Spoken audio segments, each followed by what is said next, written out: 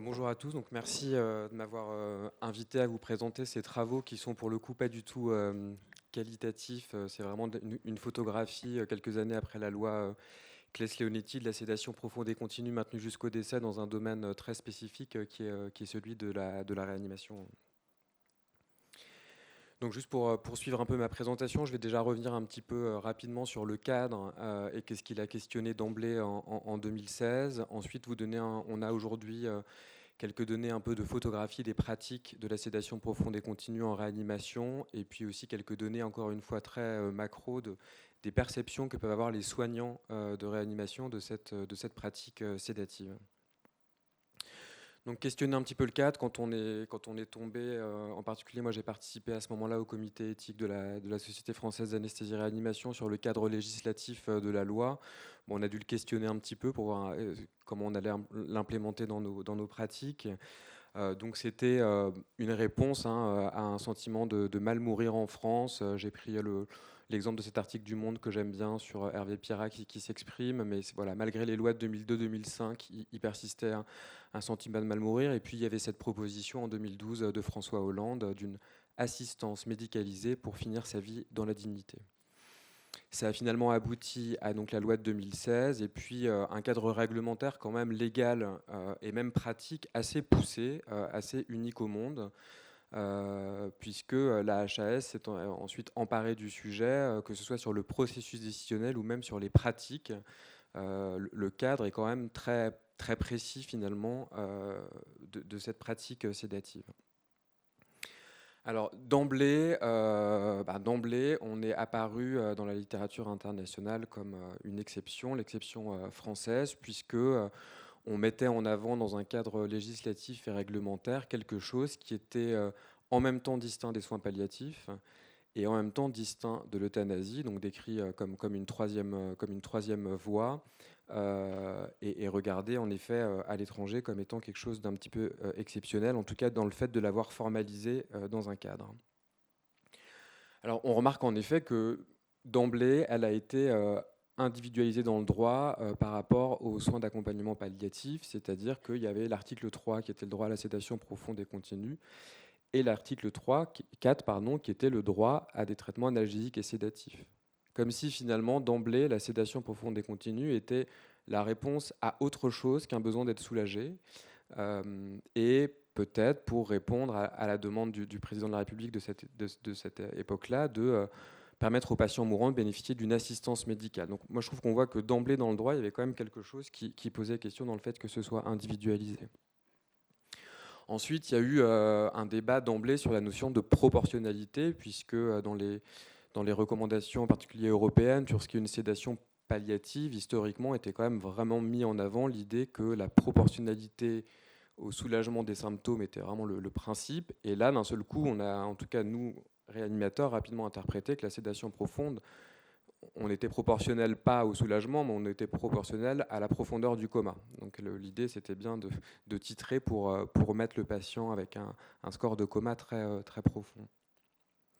Et puis, ce qui nous a tout de suite, nous, un peu intéressé, c'était que cette histoire de systématisme, puisque traditionnellement, dans les sédations palliatives dites proportionnées, dans une démarche plutôt adaptative, ça peut passer de léger à profond, de profond à léger, ça peut être transitoire court, transitoire prolongé, on peut le reprendre, l'arrêter, on peut le maintenir ou pas jusqu'au décès. Et finalement, la sédation profonde continue maintenue jusqu'au décès était que la prolongation d'une sédation proportionnée qui allait plus loin. Alors que pour les patients qui nous concernaient le plus en réanimation, c'est-à-dire les patients hors d'état d'exprimer leur volonté, le juriste utilisait des mots qui étaient applique, met en place, c'est-à-dire doit mettre. Et donc on avait une espèce de systématisme où il fallait mettre en place systématiquement cette sédation, qui était donc un droit des malades et un devoir des soignants. Le Conseil de l'ordre a rajouté que c'était même si la souffrance ne pouvait pas être évaluée. Donc on voit bien qu'on est quand même dans autre chose que le soulagement de la souffrance. En tout cas, il y a une limite qui est très difficile. Et puis peut-être il y a une disproportion potentielle pour le coup, puisque en l'absence de besoin de soulagement, on pourrait être quand même amené à le faire quand on arrête des traitements de maintien en vie. Donc voilà, en tout cas, distinct d'une sédation palliative telle que c'était entendu à ce moment-là, très probablement, distinct de l'euthanasie, ben là, manifestement, il y a besoin de clarifier les choses d'emblée, puisqu'il y a ce tableau, moi, que je trouve assez bien fait de la HAS qui permet de différencier les deux. Voilà, l'intention est de soulager une souffrance réelle ou potentielle dans la sédation, alors que dans l'euthanasie, c'est bien de répondre à une demande de mort. Et puis le moyen, c'est plonger le patient dans le coma ou faire une injection létale pour provoquer la mort. Donc moi, je trouve que ce tableau quand même aide à savoir où on se situe. La difficulté en réanimation, c'est qu'on a rarement à répondre à des demandes de mort, puisqu'on a, vous allez le voir, dans la très grande majorité des patients qui ne s'expriment pas et donc qui nous demandent rien. Il y a beaucoup de littérature très intéressante, j'en ai mis 3 sur cette frontière peut-être un peu étroite entre la sédation profonde et continue et l'euthanasie, et puis souvent dans ces publications des petits paragraphes sur sédation profonde et continue plus arrêt des traitements qui affinent encore cette frontière entre les deux. Donc voilà, c'était juste pour reprendre un peu le cadre en disant que la troisième voie, on voit qu'elle était assez conscientisée d'emblée. Alors une fois qu'on a compris ce cadre, je vais pouvoir vous présenter quelques données sur ce qu'on sait de ce qu'est cette pratique aujourd'hui en France, avec ce cadre un peu unique.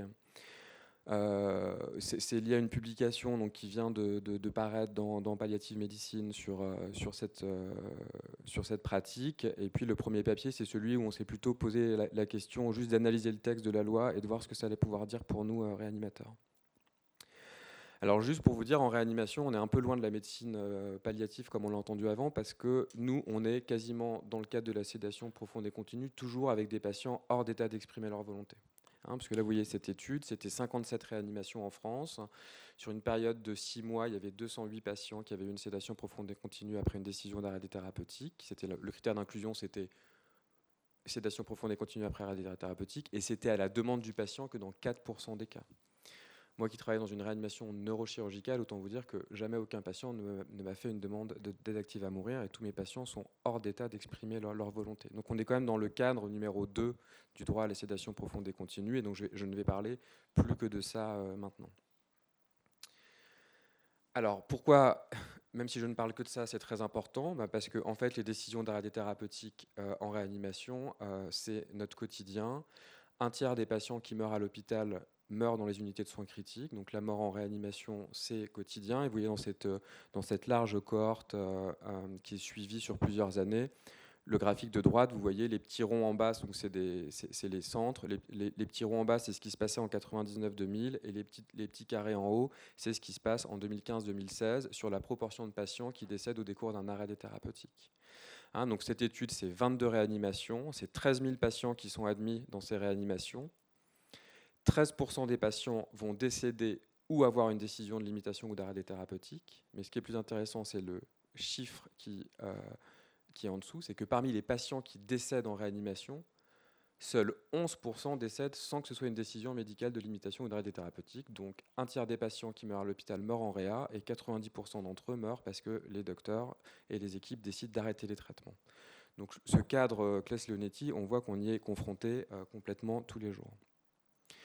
Et la deuxième chose, c'est qu'il y a dans cette situation-là, il y a une vraie demande de soulagement des patients. Donc là, c'est une étude dans 43 réanimations françaises où ils ont pris des patients, donc c'était 500 patients, on va retenir en gros, qui avaient une extubation terminale ou une déventilation terminale. Donc des patients qui étaient intubés ont décidé d'arrêter les traitements.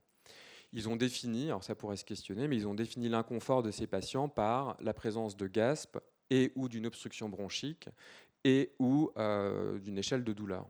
Voilà. Si vous aviez un des trois, vous étiez classé dans le groupe inconfort. 50% des patients étaient inconfortables sur ces critères-là au moment de l'extubation ou de la déventilation terminale, donc c'est un vrai sujet. Et parmi les facteurs qui vous permettaient d'être dans le groupe « je suis extubé sans inconfort », il y avait le score de sédation et la profondeur des médicaments. Et donc le fait de pouvoir sédater ces patients qui vont décéder au décours d'un arrêt des thérapeutiques, c'est un vrai sujet. Alors en pratique, donc, on va maintenant un peu voir ce qui se passe. Donc on a vu qu'il y avait un cadre, qu'on était dans la partie 2 du cadre, qu'il y avait un vrai besoin. En théorie, encore une fois, vous voyez, j'ai mis les deux articles où c'est formulé un petit peu différemment, mais dans le premier cas, le médecin applique une sédation. Donc les juristes, moi, m'ont expliqué que quand le juriste écrit applique, c'est pas peu s'il a envie, mais c'est doit le faire. Et pareil, vous avez dans le deuxième article, qui est celui qui était plutôt du Conseil de l'ordre, c'est met en place. Enfin, tout ça veut dire qu'il y avait vraiment cette intention qu'on soit systématique dans l'application de la sédation profonde et continue après un arrêt des thérapeutiques. Dans l'étude qu'on a fait, le critère d'inclusion, c'était arrêt des thérapeutiques.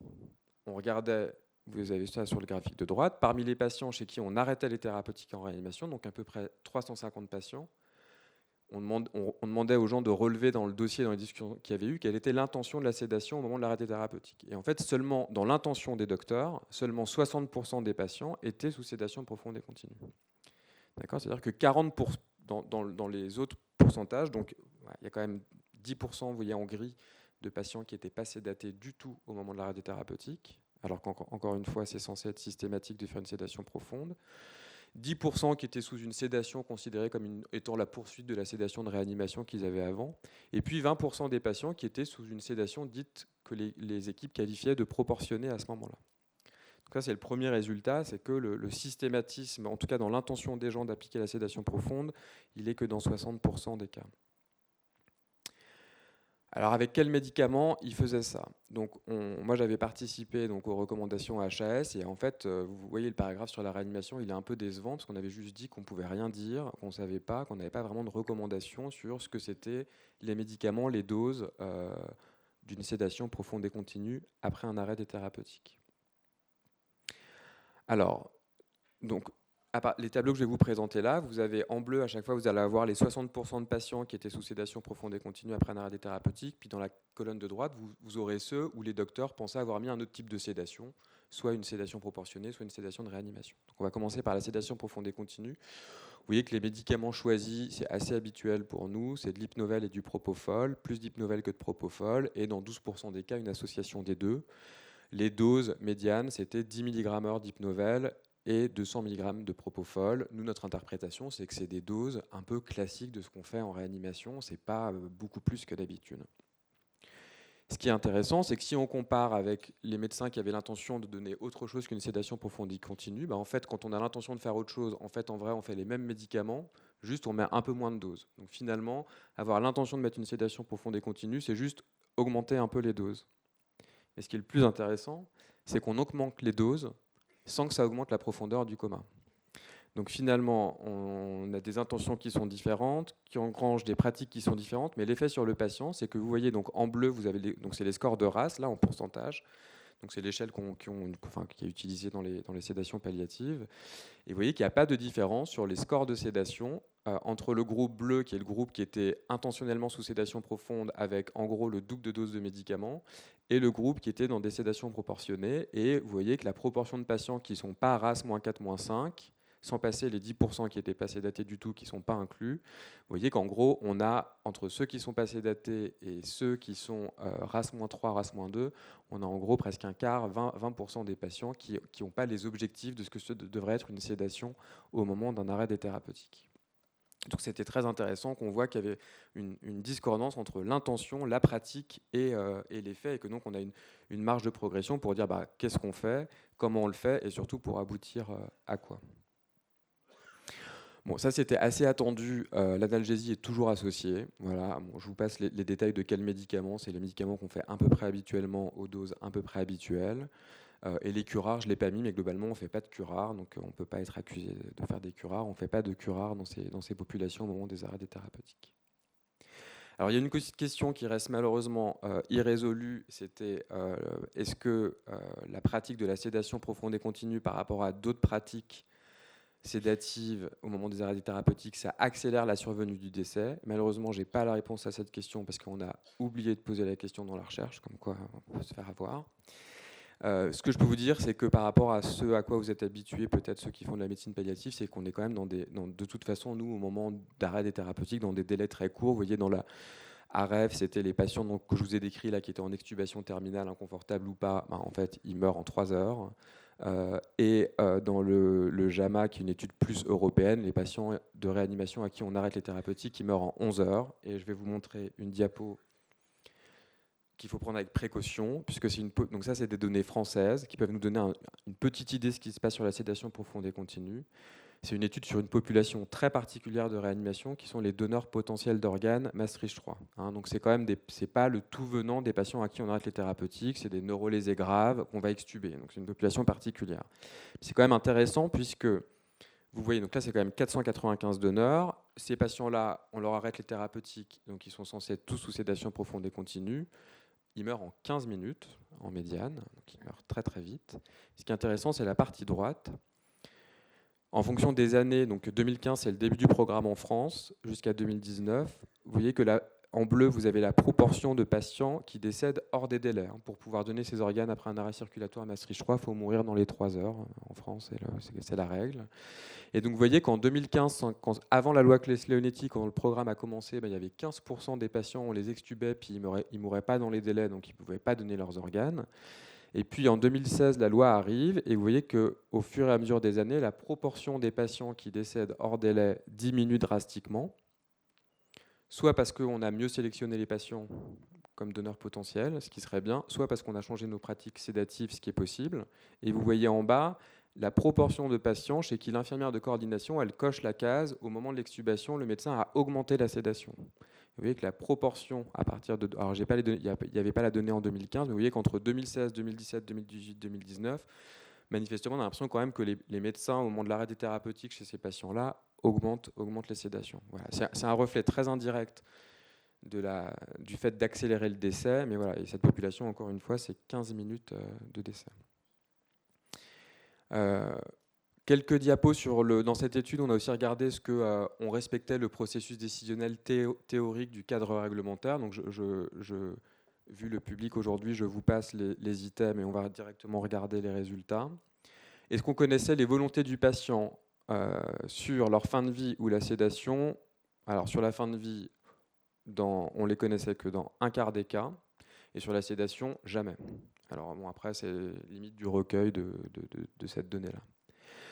Ce qui est intéressant, c'est que je ne sais pas si on fait bien ou mieux que les autres spécialités, mais bon, en tout cas, il y a quand même une procédure collégiale qui est tracée dans le dossier dans 83% des cas. Elle a en général lieu au même moment que donc c'est des procédures collégiales spécifiques à la sédation profonde et continue dans 83% des cas. Elle a en général dans 90% des cas lieu en même temps que la procédure collégiale de décision d'arrêt thérapeutique. Il y a la concertation de l'équipe de soins dans 85% des cas. Et, ce qui nous a un peu surpris, dans 30% des cas, il n'y a pas de médecin consultant extérieur. Donc ça, on ne s'attendait pas à ce chiffre-là. Ça, c'est pas très glorieux. 30% des cas, dans 57 réanimations en France, il n'y a pas de consultant extérieur dans la procédure collégiale. Les soins palliatifs, mais ça vous le savez dans vos hôpitaux, sont très peu consultés par les réanimateurs pour les pratiques sédatives, puisqu'ils étaient appelés dans moins de 4% des cas pour participer à la prise en charge. Et très bon niveau d'information quand même des proches des patients sur ce qu'on allait faire. Donc globalement, vous avez vu que les pratiques, il y a une petite discordance entre l'intention, ce qu'on fait et les faits, et qu'en revanche, le processus décisionnel est quand même globalement acquis. Pour finir, une fois qu'on a eu ces résultats, on a voulu s'intéresser un tout petit peu aux perceptions qu'avaient les soignants de réanimation. Donc encore une fois, c'est de l'ordre du sondage. On parlait, est-ce que c'est de la recherche ou pas? Je ne sais pas. En tout cas, c'est plus de l'ordre du sondage qu'une recherche vraiment qualitative. Mais on a voulu un peu évaluer la tension qu'il y avait pour les équipes médicales et paramédicales de réanimation entre sédation profonde et continue et aide active à mourir. Donc on a interrogé 1000 professionnels de santé qui travaillent en réanimation, 40% de médecins en gros et 60% d'infirmières. Vous voyez que parmi les médecins, en bleu foncé, en bleu clair sur le camembert en haut, on a des jeunes. Donc jeunes, c'était interne jusqu'à fin de clinica. 2 ans post-internat, on va dire. Et puis parmi les infirmiers, qu'on a appelés nurse en anglais, parce que j'ai toujours eu du mal à trouver la bonne traduction, mais il y a des infirmiers, 70%, et 30% d'aides-soignants. Donc on a interrogé ces 4 populations. Quand on leur demande si... Donc la question a été formulée comme ça. Si l'objectif de la sédation profonde et continue est d'induire un coma dans l'objectif de prévenir ou de traiter une souffrance réfractaire, et la fin de la phrase c'était en accélérant le décès ou en laissant le décès survenir naturellement, on a quand même plus de 20% des docteurs qui considèrent que ils veulent soulager la souffrance, mais en accélérant le décès. Moins chez les paramédicaux. Voilà, donc ça, il y a quand même cette notion-là. Quand on va un peu plus loin dans le questionnaire, ils sont quand même 50% à estimer, et là c'est pareil chez les infirmiers et les médecins, que le cadre actuel ne répond pas, donc ça c'était leur point de vue professionnel, que le cadre actuel ne répondait pas à la variété des situations auxquelles, et ça c'était très étonnant parce que on passe notre temps à dire que le cadre nous va très bien en réanimation, mais manifestement les gens qui répondent au questionnaire ne sont pas tout à fait d'accord avec ça. Et 20% des médecins, donc ça c'est une question qu'on avait adressée qu'aux médecins, estimaient qu'une extubation terminale sous sédation profonde et continue, c'était une aide active à mourir. Et donc on avait fini ce questionnaire en leur posant la question, est-ce qu'ils sont pour la légalisation d'une aide active à mourir ?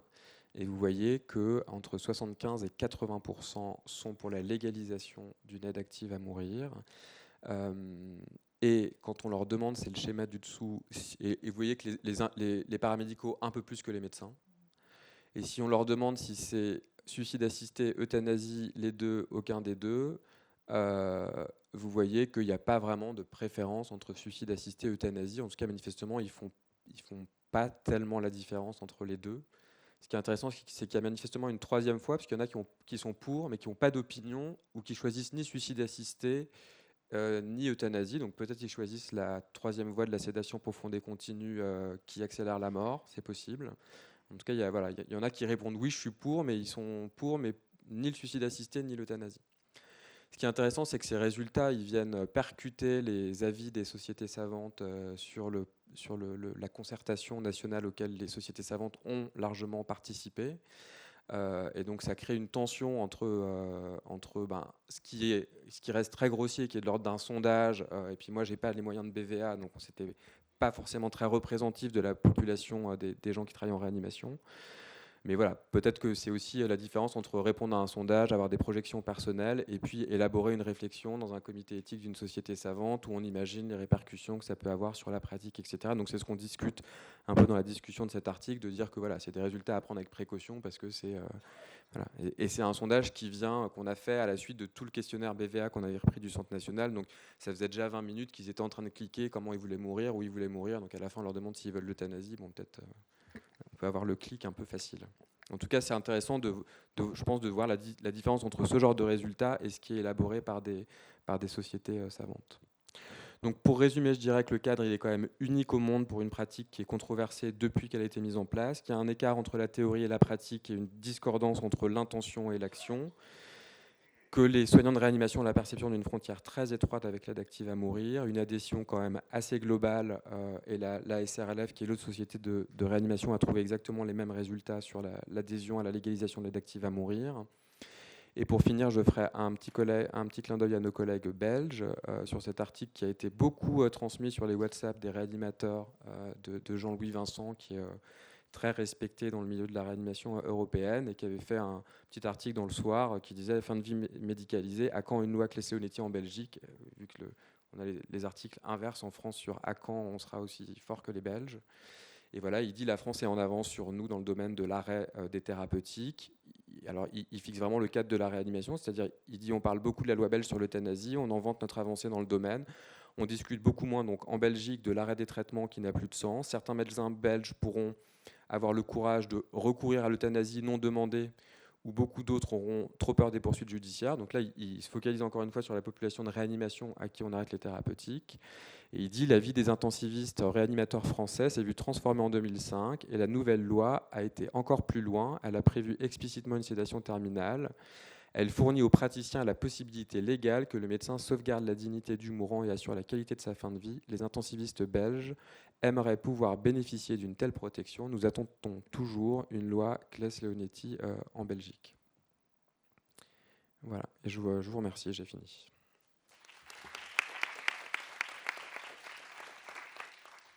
Merci beaucoup Mathieu Ledors. Si vous avez des questions, on va faire circuler les micros. Je crois qu'il y a une question au rang numéro 2 de Franck Chauvin. Merci beaucoup.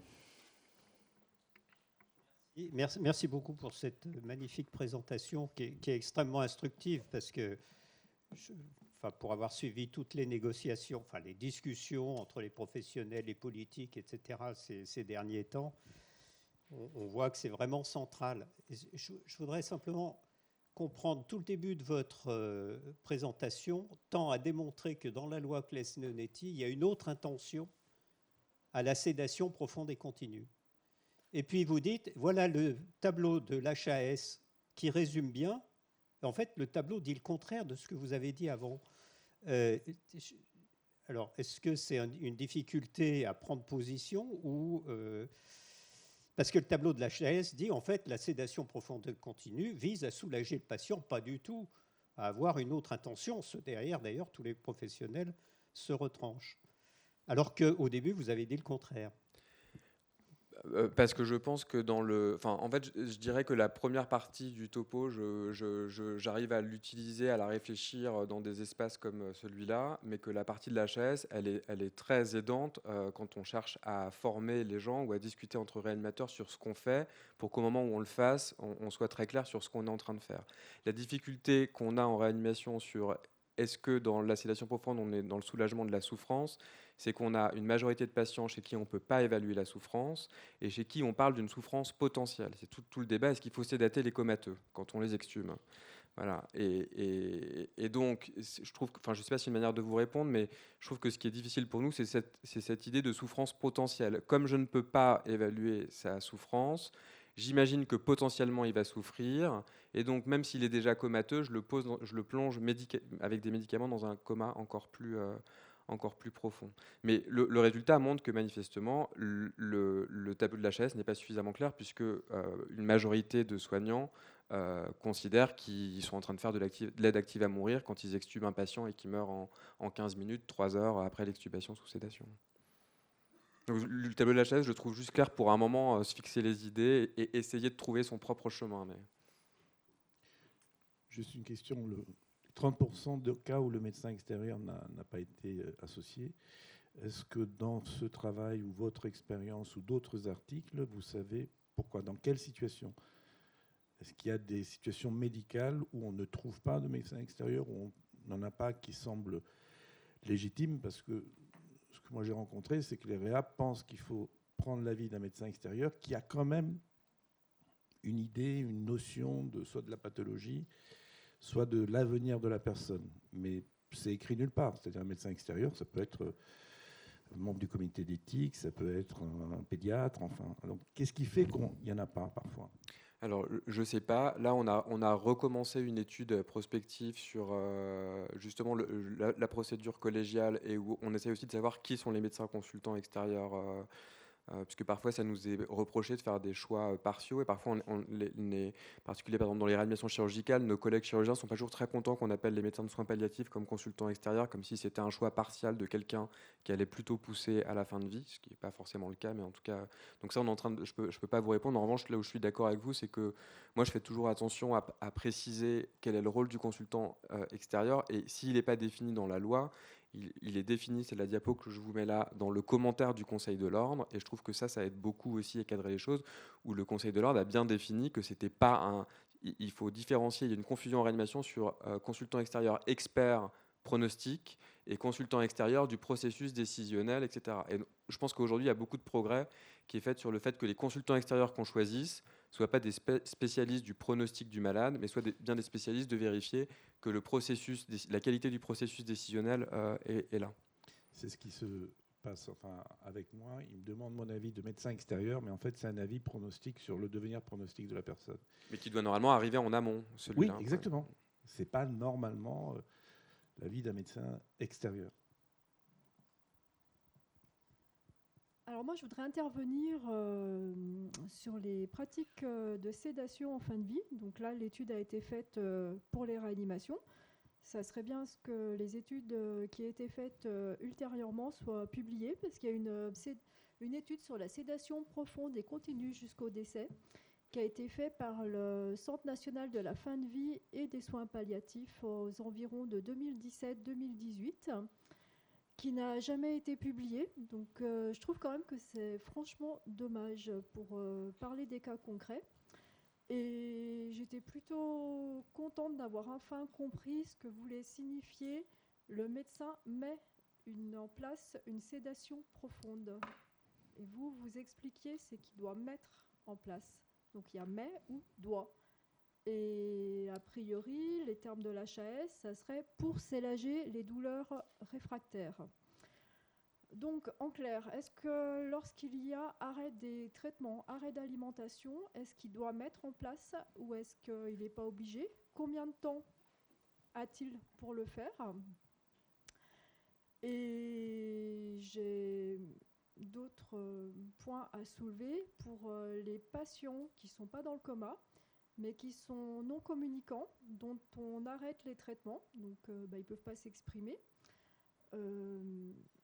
Qu'est-ce qui peut garantir que les sédations soient pratiquées? Et on ne peut pas évaluer, auxquelles les souffrances ne peuvent être évaluées. Parce que là, je pense que ça concerne quand même notamment les cas de maladies neurodégénératives dont on ne parle pas beaucoup. Et je ne sais pas, les soins palliatifs, il y a beaucoup de sédation dans des cas comme ça. Et ouvertement également au niveau des hospitalisations à domicile, donc les HAD qui ne sont pas formés. Et pourquoi on parle du médecin consultant extérieur? Alors simplement, peut-être que lorsque les réunions collégiales sont organisées, il y a peut-être une question de temporalité. Ils n'ont peut-être pas le temps de faire appel à des médecins consultants extérieurs. Alors pourquoi est-ce que ces décisions ne seraient pas réfléchies en amont et pas au dernier moment? Alors, je ne sais pas si je vais pouvoir répondre à tout sur l'étude du centre. Moi, je sais qu'il y en a une qui a été publiée, mais je ne sais pas si c'est la période dont vous parlez. Pour la sédation, moi, je vais juste répondre sur ce que dit le cadre. Ce que dit le cadre légal, et c'est les juristes, enfin la juriste avec qui on travaille à la SFAR qui nous a fait cette interprétation. Je ne sais pas s'il y a d'autres juristes dans la salle qui peuvent peut-être répondre, mais c'est dans la situation où un patient est hors d'état d'exprimer ses volontés et qu'on arrête un traitement de maintien artificiel en vie, et l'hydratation et la nutrition sont des traitements de maintien artificiel en vie au titre de la loi, le médecin doit mettre en place une sédation profonde et continue, sauf si le patient s'y était opposé dans ses directives anticipées. Donc nous, on essaye d'être assez, dans la diffusion qu'on fait en formation, d'être assez clair sur c'est pas un droit des médecins à faire ou à ne pas le faire, c'est un droit des malades à l'avoir et un devoir des médecins de le faire de manière systématique parce que c'est le choix de société qui a été fait pour l'instant. Après, ça c'est ce que j'avais compris au début, donc je disais il faut faire ça, il faut faire ça. Après, je pense qu'aujourd'hui, parfois, il faut aussi savoir déroger au cadre. Et nous, on a des situations où on arrive, et souvent en discutant avec les équipes de soins palliatifs qui sont par exemple dans mon hôpital, souvent le consultant extérieur, à voir qu'il y a des situations où on va arrêter des thérapeutiques, mais où pour la famille, pour le patient, dans leur représentation, ça n'a pas de sens de le faire sous sédation profonde. Et donc on doit aussi s'autoriser, à mon avis, en tant que soignant, à sortir du cadre parfois. Donc le systématisme peut avoir ses limites si de façon collégiale, on pense que ce n'est pas le mieux pour cette situation-là. Pour le domicile, quand j'avais participé aux recommandations HAS, je crois que ce qui est compliqué, c'est facile, en réa, on a des médicaments, plein d'infirmiers, plein de pousse-seringues, on fait des sédations toute la journée, donc l'application, on n'a aucun blocage organisationnel ou de connaissances dans la pratique de la sédation, donc pour nous c'est un avantage. À domicile, ce qui est compliqué, c'est se procurer les médicaments, surveiller le patient, etc. Donc c'est un autre sujet que je ne connais pas bien. Merci Je beaucoup. préciserai peut-être juste sur les procédures collégiales. Alors, nous, ce qu'on voit, on a systématisé des réunions bi-hebdomadaires, mais néanmoins, dans le cadre de la réanimation, il y a parfois, étant donné que c'est le mardi et le jeudi, ce qui va arriver le vendredi soir ou le samedi ne peut pas forcément attendre le mardi prochain. Et donc, je pense qu'il y a peut-être certaines procédures collégiales qui sont peut-être au moins une concertation entre l'équipe de soins, mais qui en effet ne peut pas avoir le médecin consultant parce que c'est peut-être le soir ou le week-end et qu'on ne va pas chercher, ce qui peut être peut-être même juste, je pense, sur des situations, l'urgentiste ou pas forcément le médecin référent. Et alors après, nous, on voit dans notre service de soins critiques que la question de ce médecin consultant, alors je relisais bien le texte de loi, il dit bien dans le texte de loi que c'est sans lien hiérarchique, Mais c'est vrai que le Conseil de l'ordre va un petit peu plus loin sur qui il peut être, et notamment que, c'est ce que vous dites là, il doit idéalement ne pas participer directement, ne pas faire partie de l'équipe. Et nous, il arrivait qu'en fait, avant qu'on intervienne de façon plus régulière, le médecin de réanimation allait demander à son collègue du soin intensif post-op ou de l'unité de surveillance continue, avec qui il ne travaille pas directement, mais qui est quand même en fait une même équipe un petit peu de réanimateurs, de faire partie de cette délibération collective sans que ça soit, si on s'en tient clairement aux critères de la loi, une procédure collégiale telle que décrite. On peut en effet, je suis complètement d'accord avec ce que vous dites, on peut en effet être confronté rarement en réanimation à prendre des décisions d'arrêt thérapeutique en urgence. Enfin, quand même, il faut rappeler que aussi on a souvent le temps, donc il faut aussi savoir prendre le temps parfois. Et on peut avoir des décisions d'abstention chirurgicale, par exemple, en urgence ou des choses comme ça. Et l'avantage aussi, quand on travaille en réanimation, c'est qu'on est dans un hôpital où, en général, on est rarement le seul dans l'hôpital. Donc 24 heures sur 24, il y a toujours quelqu'un d'autre. Un radiologue, un urgentiste, un cardiologue. Enfin, on est dans des gros hôpitaux, en général, les réa, avec d'autres... Donc le consultant extérieur, on peut l'avoir... Enfin, moi, je défends le point de vue qu'on peut l'avoir 24 heures sur 24, 7 jours sur 7, puisqu'on n'est jamais seul.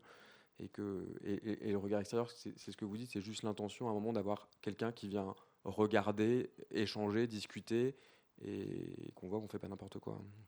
Et principalement, nous, sur le Maastricht 3, on avait participé en tant qu'équipe de soins palliatifs à la rédaction du protocole dans notre CH pour s'assurer qu'il y ait bien une séparation entre, à un moment, la décision d'arrêt des thérapeutiques et la décision d'un prélèvement d'organes. Et dans le protocole, et notamment le protocole médicamenteux, c'était prémédication midamorphine 5 mg/h avant l'extubation, avec une augmentation à 10 mg au moment de l'extubation. Et moi, j'avais dit au réanimateur que je ne pouvais pas valider cette partie du protocole-là en tant que médecin de soins palliatifs, juste comme ça. Et il m'avait dit, non, mais c'est bon, on fait tous comme ça. Et c'est vrai que...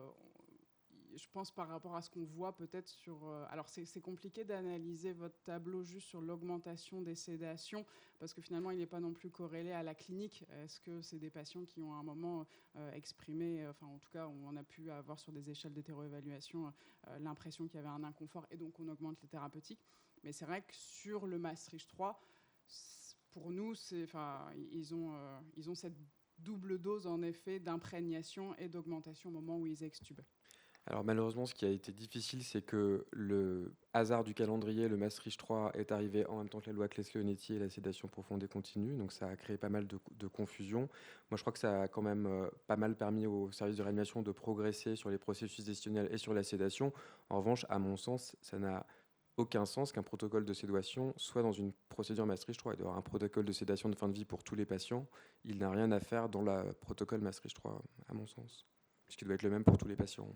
Oui, alors on s'aperçoit qu'ils n'ont pas forcément de protocole. En tant que médecin de soins palliatifs, parfois on va aller les questionner sur les thérapeutiques qu'ils utilisent, parce que c'est facilement, il y a des sédations, mais on va un petit peu plus loin sur quel médicament est utilisé. Et vous parliez finalement il y en a qui continuent la sédation de réanimation avec leurs produits spécifiques, et d'autres qui vont en effet passer sur des produits qu'on utilise plus dans des sédations palliatives. Alors on travaille aussi par exemple avec la néonate. Et alors là, l'article, du Conseil de l'ordre qui disait qu'il était possible de mettre en place ces thérapeutiques même quand l'état neurologique ne permettait pas de s'assurer, en tout cas d'exprimer une souffrance. Nous, ça les a soulagés. Et je me souviens même, il l'avait imprimé, et c'était dans la salle où on faisait nos réunions, parce que tout d'un coup, ça permettait de mettre en place ces traitements-là, même chez les enfants, alors principalement sur les annexies périnatales, donc en effet des enfants qui neurologiquement n'expriment plus rien du tout.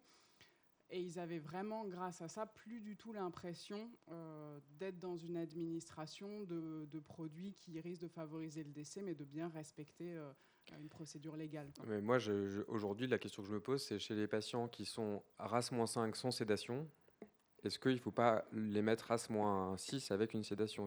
Et ça, c'est difficile, parce qu'on nous dit l'objectif, c'est de mettre RAS-5, mais si cliniquement, comme j'imagine, ça peut être le cas en néonate, ils sont déjà RAS-5 quand on va les examiner sans sédation, est-ce que pour la souffrance potentielle, parce qu'on les données neuroscientifiques montrent qu'il y a quand même plein de choses qu'on ne maîtrise pas sur l'intégration des choses.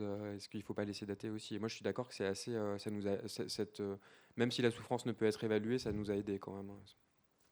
Merci beaucoup pour toutes ces études passionnantes et puis qui met en évidence beaucoup d'enjeux de la clinique et de l'interaction avec les réanimateurs. Je voudrais revenir sur 3 choses avec 3 questions. D'abord, la première chose, c'est sur la définition de l'inconfort en fin de vie. On voit que les réanimateurs mettent les GASP. Or, nous, par exemple, on a cette clinique où on sait que les GASP, finalement, on parlait de la littératie et de savoir quel était le processus du mourir naturel. Les GASP arrivent souvent en phase agonique et donc c'est un moment où le patient est plutôt confortable, on va dire, sur une base neurophysiologique. Mais du coup, voilà, c'est vraiment un élément de friction avec les réanimateurs sur cette question du GASP, que eux vivent comme un inconfort majeur en toute fin de vie, alors que nous, on accompagnerait autrement. La deuxième chose, c'est sur la proportion de patients qui décèdent suite à un arrêt de traitement. Est-ce que vous avez différencié les décisions d'arrêt de traitement de maintien en vie lorsqu'on sait que la mort va arriver en fait en situation d'impasse? Parce que je trouve que quand on travaille avec les réanimateurs, on a un rapport à la temporalité et notamment à la maîtrise du moment du mourir qui est très important chez les réanimateurs, où lorsqu'ils voient l'impasse, ils savent que la mort va arriver, il faut tout arrêter pour qu'elle arrive maintenant, et il y a un peu cette idée d'une décision avec la mort qui vient au moment de la décision, et par un élément très sincère qui est de ne pas poursuivre artificiellement un maintien en vie et de prolonger cette phase du mourir. Donc là, on en est d'accord. Mais par exemple, parfois, on questionne sur cette temporalité en disant est-ce qu'il ne faut pas attendre la famille, temporiser, attendre quelques jours avant d'arrêter, sous prétexte que là, on a identifié qu'on était en impasse, est-ce qu'il faut absolument mettre en œuvre? Et puis, donc ces situations-là, où il y a, on sait qu'on va vers le mourir, on prend des décisions, mais finalement la mort arrive pas par une décision médicale, mais par le fait qu'elle serait arrivée de toute manière et que nous, on met en place les conditions de fin de vie les plus adaptées et les plus confortables ou éthiques. Et puis la deuxième situation, où là, la mort n'est pas attendue à court et moyen terme, mais on prend une décision de ne pas maintenir en vie pour une situation de handicap lourd, pour une situation où on estime que la valeur de la vie dans cette situation-là ne serait pas suffisante, où là, pour le coup, l'impact de la décision médicale est tout autre. Je me demandais si vous aviez différencié dans les procédures collégiales et dans les moments de décision ces 2 situations. Et enfin, une troisième interrogation, c'est par rapport aux réponses des réanimateurs et sur le fait qu'il n'y a pas de réponse adaptée à l'ensemble des situations de réanimation. Or, et je pense que c'est ce que vos chiffres disent quand ils disent finalement l'euthanasie et la suicidacité, ce n'est pas des réponses adaptées puisque votre population elle est majoritairement non communicante. Donc finalement, c'est autre chose. Est-ce que c'est ce manque-là qui est relevé par nos collègues belges dans cette idée de est-ce qu'on peut contrôler les conditions du mourir d'un patient en réanimation non communicant avec cette idée de... Alors on n'a pas le droit de nommer ça comme ça, mais d'une euthanasie sans consentement. Est-ce que c'est ça que les réanimateurs ont derrière la tête et est-ce que ce ne serait pas intéressant à établir une recherche qualitative ou une réflexion d'éthique plus poussée avec les équipes de réanimation sur ces questions-là? Alors, qu'est-ce que je pourrais répondre? Donc, sur la partie des GASP, moi je suis personnellement assez d'accord avec vous. Donc, je n'ai pas participé à l'élaboration de l'étude, mais voilà, après, donc j'ai rien d'autre à ajouter sur ça. Sur la différenciation entre décision d'arrêt thérapeutique et ce que nous on appelle échappement thérapeutique, dans les études, c'est par exemple dans l'étude dans la cohorte européenne qui est suivie, publiée dans le JAMA, c'est identifié. On identifie les solutions d'échappement thérapeutique où il n'y a pas de décision à prendre et les décisions d'arrêt thérapeutique où il y a une décision à prendre. Après, l'échappement thérapeutique, pour nous, ça échappe très fort, quoi. Je ne sais pas comment dire, mais donc peut-être que la limite que moi je mets entre les deux, elle n'est pas au même degré que ce que vous allez mettre entre les deux. Je pense que sur l'histoire de la temporalité, c'est vrai que moi, quand j'avais participé au groupe HAS, j'avais bien vu qu'on était 2 réanimateurs et 10 médecins de soins palliatifs, qu'on n'était pas dans la même temporalité du mourir. Et la plupart des réanimateurs, alors je n'ai pas d'études, mais disent « je ne vois pas pourquoi ça a besoin de prendre 3 jours ». Voilà. Et je pense qu'il y a une donnée qui est importante, c'est aussi l'organisation des soins. C'est-à-dire qu'on est dans des systèmes très contraints aujourd'hui et que quand vous avez deux jeunes de 20 ans, on a acheté ici en salle de réveil, pas de place en réanimation, et qu'il y a 2 patients où ça fait plusieurs jours qu'on sait qu'ils sont en fin de vie, il y a quelque chose qui est quand même de l'ordre de la pression de l'organisation des soins, et je pense qu'il ne faut pas le sous-estimer. Et sur la troisième chose, le fait qu'il y ait une confusion quand ils répondent euthanasie et suicide assisté alors qu'ils ne sont jamais confrontés à des demandes de patients, je crois que la question c'est plutôt une question médicamenteuse entre injection létale et sédation. Là par exemple, la crainte de la plupart des réanimateurs, c'est nous on se dit ça ne va pas changer grand-chose pour nous parce que les patients ne nous demandent pas de mourir, mais est-ce que les familles vont pas nous dire pourquoi vous lui faites une sédation avec une extubation terminale alors que vous pourriez lui faire une injection létale? Et on risque d'être confronté à ce genre de demande-là. Et donc peut-être que c'est en faveur de ça qui dirait bah, oui, pourquoi pas. Mais en effet, je pense qu'il y a une incompréhension du fait qu'en réanimation, on n'est pas confronté à... On ne peut pas être confronté à des demandes d'euthanasie ou de suicide assisté. Il y a quelque chose qui m'a interpellée tout à l'heure lorsque vous parliez de l'augmentation de la sédation avec l'augmentation des cas des dons d'organes de la loi. Alors ça, j'ai trouvé ça... Alors, c'était pas tout à fait ça, c'est juste de dire que dans le Maastrichtois, c'est une procédure un peu particulière où il faut mourir dans des délais parce que sinon les organes ne peuvent plus être prélevés. Et le risque qui avait été identifié dans cette procédure, c'est que les médecins, pour que les patients meurent dans les délais, utilisent la sédation profonde et continue comme moyen d'accélérer la mort. Et